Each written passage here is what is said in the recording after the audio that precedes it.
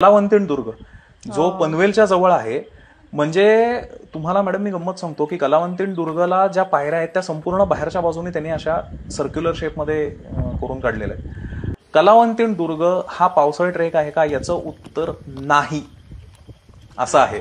त्याचं कारण असं आहे की त्या पायऱ्या इतक्या शेवाळलेल्या असतात की जर चुकून पाय सटकला तर तुम्हाला आधाराला काहीच नाहीये.